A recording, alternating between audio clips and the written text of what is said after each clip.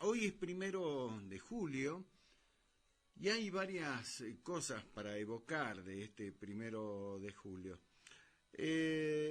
Increíblemente la historia, el destino, así lo ha determinado, que un 1 de julio sea el aniversario de la muerte de los dos hombres que marcaron definitivamente la vida política en la Argentina. Los dos grandes hombres de los dos grandes partidos políticos de este país murieron en distintas circunstancias, pero el mismo día, el 1 de julio. Uno de ellos, el primero en morir, fue Leandro N. Alem, que fue prácticamente el fundador de lo que es hoy la Unión Cívica Radical. Ese hombre de barba larga, de convicciones muy firmes, que cansado, angustiado, derrotado por lo que él consideraba había sido una lucha por tratar de cambiar, de modificar las cosas, pero que no lo había podido conseguir, viendo que en realidad todo lo que él había luchado, por las cosas que había luchado, por la necesidad de reivindicar a los sectores populares, porque hay algunos que parece que no leen los libros, ¿no? Dice, bueno, yo no viví en esa época. Bueno, claro, pero hay libros como para poder estudiar y conocer la historia. Y hay algunos peronistas, no todos por supuesto, que la mayoría consideran que todo este tema de la reivindicación social a los trabajadores y demás nació con el peronismo, y no es así. Las primeras conquistas, las primeras luchas, el primer dirigente político en este país que realmente se pone del lado de los sectores populares, reivindicando a los más humildes y sobre todo a los trabajadores, es Leandro N. Alem, que lo de Leandro, la N, sigue en discusión. Algunos dicen que es Nicéforo. Sin embargo, alguna vez, no diga que sí, escuche, porque alguna vez le preguntaron al mismo Leandro N. Alem qué quería decir la N y él dijo nada. O sea, jamás confirmó que era Nicéforo. Cuando le dijeron qué quiere decir la N, dijo nada. Por eso está esa N ahí, porque en realidad su nombre, el único nombre que reconoció fue el de Leandro. Un hombre ejemplar, sin lugar a dudas. Un 1 de julio, qué increíble que es la historia de Alem. Alem había sido un hombre que se había sabido rodear y que se consideraba sus amigos, a hombres de la misma, del mismo nivel, de su mismo nivel intelectual, de su mismo compromiso, y de una ética y una moral que consideraba que había que ponerlo al servicio de los más humildes. Y Leandro Alem, aquel 1 de julio, ya había, el día anterior, ya había tomado la decisión que ese 1 de julio se iba a quitar la vida. Por eso es que Leandro Alem lo cita a sus más íntimos amigos a su casa. Les pide que todos concurran a su casa, que lo esperen allí, que él iba a llegar. Y bueno, como lo habían hecho infinidad de veces, los amigos de Leandro Alem van a la casa del amigo que los había convocado. Cuando llega Alem y entra a su casa, se encuentra con sus amigos, y él los había convocado, los amigos, a su casa, porque ya había decidido que esa necesitaba la vida. Y tener a sus amigos en su casa como testigos de su decisión. Alem los saluda cuando ingresa a la casa y se dirige rápidamente a su escritorio diciéndoles: ya regreso. La idea de Leandro Alem era suicidarse en su escritorio, donde había sido, digamos, ese escritorio había sido testigo de sus desvelos, de sus sueños, de sus alegrías y fundamentalmente de sus frustraciones. Pero cuando ingresa Leandro Alem a su escritorio, se encuentra con que dos amigos de los que él había convocado no estaban en el salón principal. Nos imaginamos lo que llamaríamos hoy en el living de su casa, sino que estaban en el escritorio. Por lo tanto, entiende que él ahí no se va a poder suicidar. Él ya le había pedido a quien le conducía el carruaje que lo tenga preparado, de manera tal que el conductor de su carruaje estaba afuera. Entonces él sale y le dice: ya regreso, espérenme un momento. Y cuando sube al carruaje le pide al chofer, el chofer no era el conductor, al que manejaba los caballos, le dice que lo lleve al Club Progreso, que era el club donde se juntaban todos sus amigos y donde él frecuentaba. Y camino a este club, en medio del trayecto, se pone la pistola en la sien y se mata. El conductor reconoce que había sentido un ruido, pensó que había sido un cohete, pero hay que tener en cuenta que las calles eran de adoquín y los cascos de los caballos podían llamar a confusión. Lo cierto es que cuando llega al club, que no estaba muy lejos de la casa de Alem, y el conductor baja para abrirle la puerta, como lo había hecho toda la vida, se encuentra con el cuerpo ya muerto de Alem. Inmediatamente, por supuesto, este conductor ingresa corriendo al club y lo llama a los amigos y da la noticia desesperado. Bueno, y salen, por supuesto, todos, lo sacan del carruaje y lo llevan al cuerpo de Alem y lo ponen sobre una mesa. Y así comienzan las conjeturas, ¿no?, de qué había pasado. Alem había preparado con antelación su suicidio. No fue espontáneo, no fue un momento de calentura, como podríamos decir ahora, sino que él ya tenía planeado, como digo, cansado de una lucha que él consideraba estéril, había decidido suicidarse ese día. Después que pasa la conmoción de los primeros momentos, cuando le empiezan a revisar la ropa que traía, sus pertenencias, que eran las de toda la vida, un traje bastante usado, y encuentran cartas, algunas las llevaba consigo, otras después en su casa, en el escritorio, encuentran otras. ¿Y cuál había sido la idea de Leandro Alem de convocar a sus amigos a su casa, donde en realidad él se pensaba suicidar en su escritorio? Porque en una de las cartas que le encuentran a Alem, él dijo: perdonen por la convocatoria que les hice, pero elegí morir entre amigos y no morir entre extraños o en la calle.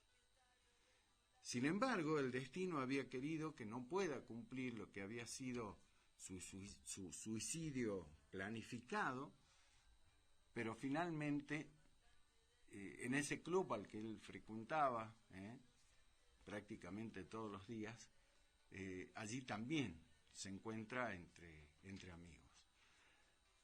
Después en las cartas que se encuentran, le habían dirigido cartas a diferentes amigos, explicándole el porqué de su decisión, a su hijo, a su hermana, que dependía de él, pero le deja lo necesario como para que ella pudiera tener una vida desde lo económico tranquilo.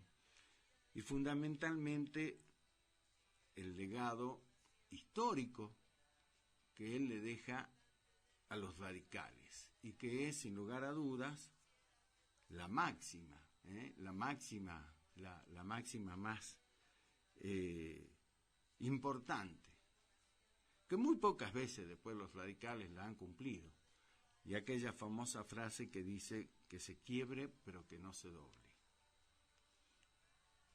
Muere un 1 de julio Alem suicidándose, y un 1 de julio, pero mucho más en la contemporaneidad, también muere el otro hombre que marcó definitivamente la vida política de los argentinos, el general Juan Domingo Perón.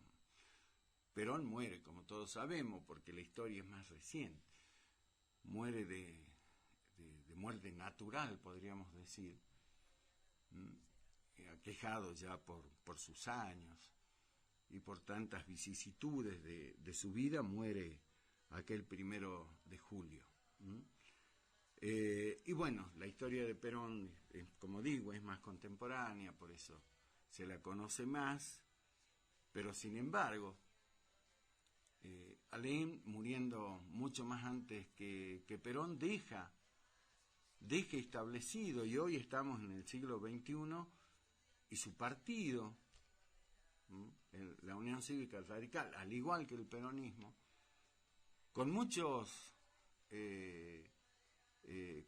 quiebres por parte de una dirigencia muchas veces genuflexa, ¿no?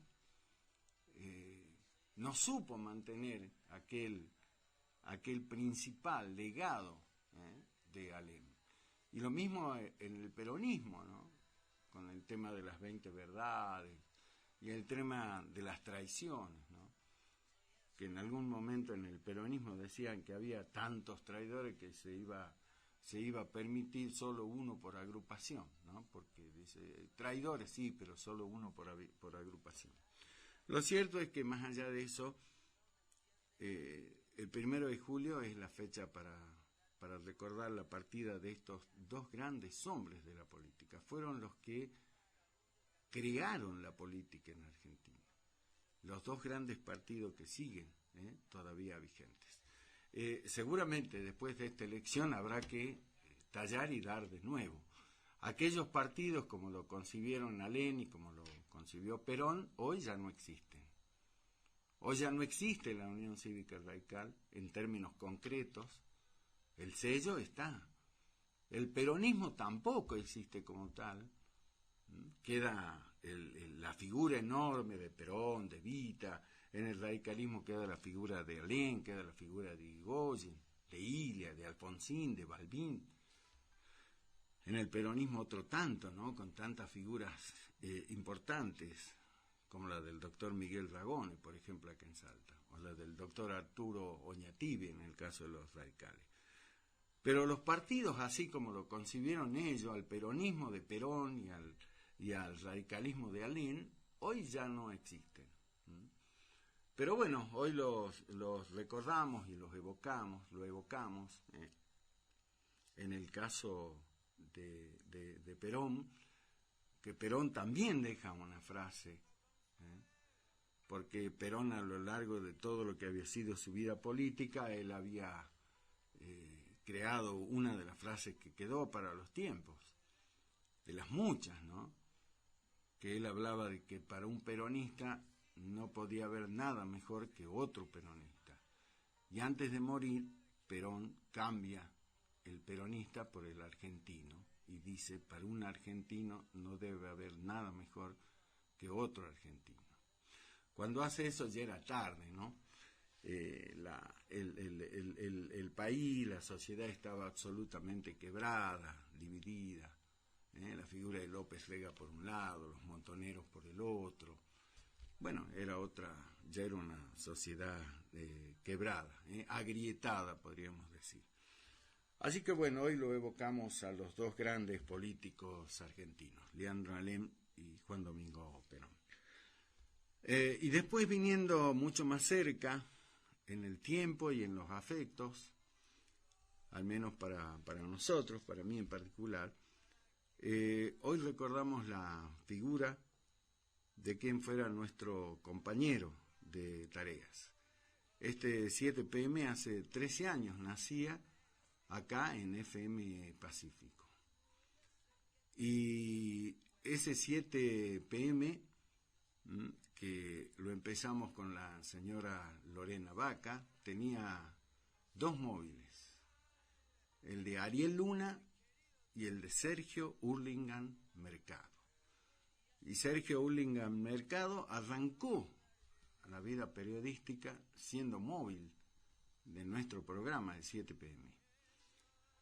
Y en base a su muy particular personalidad, sus ganas, su amor por todo lo que significaba el periodismo, la comunicación, bueno, en muy poco tiempo se destacó por tantas cosas, tantas anécdotas que tenemos con el querido Sergito, con Hurlingham Mercado, y también se fue increíblemente, tempranamente, absurdamente, se fue también un 1 de julio.